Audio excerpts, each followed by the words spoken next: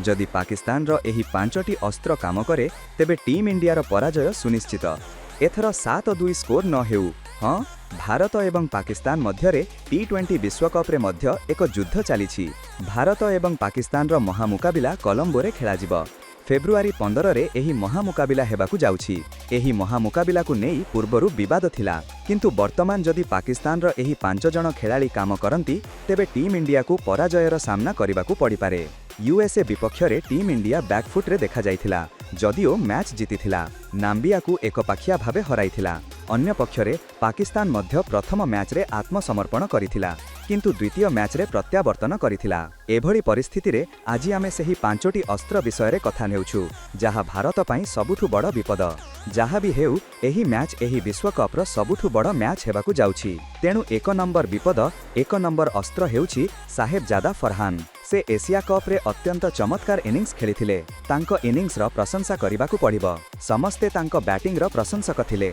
से एपर्यंत विश्वकप रे 120 रन जोड़िछंती। तांकर सर्वाधिक स्कोर प्राय 73 रहिछि। से भारत पई प्रस्तुत अछंती कि एशिया कप रे जेउ भली आक्रमणात्मक बैटिंग करिथिले से भली एठारे मध्य करिबाकू प्रस्तुत अछंती। जदि साहेबजादा फरहान पाकिस्तान दल को एक भल आरंभ दियंती तेबे एक भल स्कोर होई परिबो। जदि सेमाने टार्गेट पिछा करूछंती तेबे मध्य तांको बैटिंग अत्यंत गुरुत्वपूर्ण हेबो। जदि सेमाने प्रथमे बैटिंग करूछंती तेबे एक बड़ स्कोर करिबारे से एक मुख्य कारक प्रमाणित होई पारंती। तेणु साहेबजादा फरहान ठारू सतर्क रहिबाकू पड़िबो। द्वितीय स्थान रे आसुछंती बाबर आजम। जदिओ बाबर आजम एपर्यंत मात्र 60 रन करिछंती, तथापि आपण एही खेलाड़ी विषय रे कहि पारिबे नाही जे तांको पाखरे संभावना नाही। बाबर आजम मध्य तांको बैट रे एक भल इनिंग्स खेली पारंती। 2021 विश्वकप मने पकांतु। मोहम्मद रिजवान एवं बाबर आजम एकाकी जिताइथिले। पाकिस्तान 10 विकेट रे विजय पंजीकृत करिथिला, किंतु वर्तमान पाकिस्तान पाई बाबर आजम एही मैच रे अत्यंत गुरुत्वपूर्ण हेबे। तांको ठारू रन दरकार हेबो, नचेत मध्यक्रम रे बाबर आजम को कांधरे पूरा दायित्व रहिबो। तृतीय अस्त्र साम आयुब। से आक्रमणात्मक बैटिंग करंती, बोलिंग मध्य करंती। से टीम इंडिया को असुविधारे पकाई पारंती। वर्तमान टीम इंडिया रे बामहाती खेलालींकर भरपूर अछि। जदि अभिषेक शर्मा खेलंती तेबे बामहाती, ईशान किशन बामहाती, तापरे आपणक पाखरे रिंकू सिंह बामहाती, अक्षर पटेल बामहाती, शिवम दुबे बामहाती। तेबे साम आयुब ऑफ स्पिनर एही मैच रे बहुत कामरे आसिबे। तेणु जदि से बैट और बॉल उभय रे कमाल करंती तेबे आपण भाबंतु स्कोर 7-2 होई पारे। एहा कोनोसी बड़ कथा नुहे। चतुर्थ हीरो शाहीन शाह आफ्रिदी, तांकु भूला जाई परिबो नाही। जदिओ गत किछि समयरु तांको बोलिंग रे धार नाही,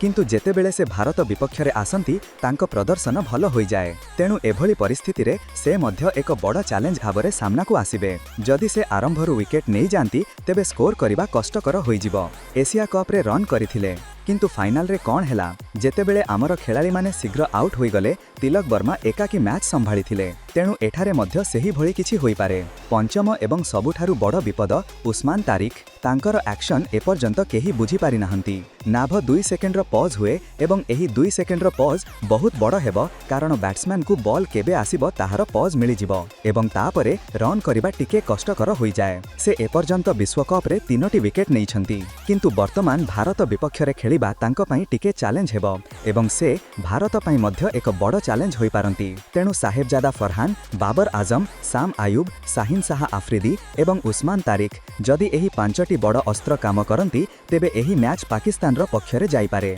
आपनकु कोन लागुछि, एही मैच रे किए जितिबो, किए हारिबो? फेब्रुआरी 15 रे हेबाकु थिबा एही महामुकाबिला पई आपणकर भविष्यवाणी कोन? दया करी कमेंट करी निश्चय जणांतु।